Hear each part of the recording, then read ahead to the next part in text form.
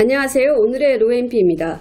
최근 10대 범죄가 갈수록 잔혹해지면서 소년법 개정에 대한 목소리가 높아지고 있습니다. 최근 인천 중학생 집단폭행 추락사고가 알려지면서 여론은 다시 한번 소년법 개정을 외치고 있는데요. 자세한 내용 취재 기자와 함께 이야기 나눠보겠습니다. 안녕하세요. 네, 안녕하세요. 네, 지금 최근 10대 범죄가 갈수록 심각해지고 있죠? 네, 맞습니다. 사회자께서 말씀하신 것처럼 최근 부산 여중생 폭행 사건, 인천 초등생 살해 사건 등 하루가 멀다 하고 발생하는 10대 범죄로 잔혹성은 갈수록 심각해지고 있습니다. 하지만 이들은 나이가 어리다는 이유로 소년법, 즉 완화된 기준으로 처벌을 받고 있는 것도 사실입니다. 그러니까 소년법이 살인을 저질러도 성인보다 낮은 처벌을 받는 법이라고 알려져 있는데요. 네, 맞습니다. 네, 구체적으로 어떤 법인가요? 예, 현행 소년법은 크게 세 가지로 나눠볼 수가 있습니다. 범죄소년, 촉법소년, 범법소년으로 나눌 수가 있는데요. 일반적으로 범죄소년, 즉 만 14세에서 19세 미만의 를 제외한 촉법소년과 범법소년은 형사 미성년자로 구분돼서 형사처벌을 받지 않습니다. 다만 범죄소년으로 구분된다고 할지라도 조사 결과 금고 이상의 형에 해당하고 동기와 재질이 형사처벌에 해당할 만큼 해당 잔혹하고 불량할 경우 일반 형법이 적용돼 성인이 받는 형벌과 똑같은 처벌을 받습니다. 법조계는 이번 중학생 추락 사건의 경우 그 수법이 잔혹하고 피해자의 폐 등을 뺏는 등 재질이 불량해 성인과 같은 형벌을 받을 것으로 예상하고 있습니다. 네, 이번 사건과 관련해서 청와대 청원 게시판에 이미 100건이 넘는 청원이 올라왔다고 하는데요. 예.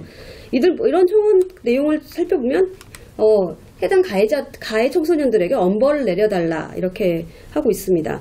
그간 소년범들 범죄율은 어떻게 됐나요? 예, 14세에서 18세 소년범들의 범죄율은 꾸준하게 증가하고 있습니다. 소병훈 더불어민주당 의원이 경찰청으로부터 제출받은 자료에 따르면 강간소년범은 지난 2015년 1830명이 검거된 이후 3년간 꾸준히 증가해서 지난해 1933명이 검거됐습니다. 폭력소년범은 지난 2014년 2만 82명이 검거된 이후 지난해에는 2만 1996명이 검거돼 4년 연속 검거 인원이 증가했습니다. 특히 소년범의 전체 재범률이 특히나 높은데요.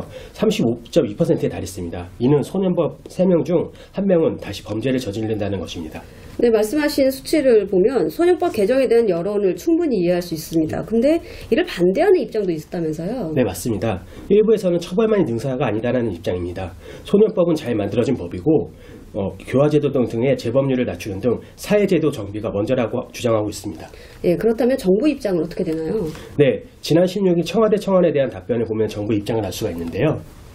김영현 청와대 법무비서관은 이날 인천 여중생 자살 사건을 계기로 소년범 처벌을 강화해달라는 국민청원에 대한 답변에서 현행법과 법감정 사이에 괴리가 있다고 밝혔습니다.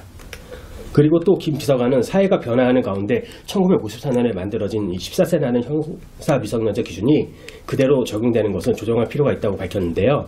국민의 답답하신 마음도 이해가 되나 행정부는 물론 입법부의 충분한 과정을 위해서는 시간이 필요하다는 입장을 밝혔습니다.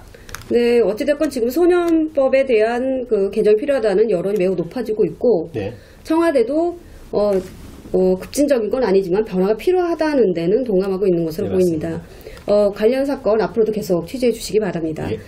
지금까지 오늘의 로엔피였습니다. 감사합니다. 감사합니다.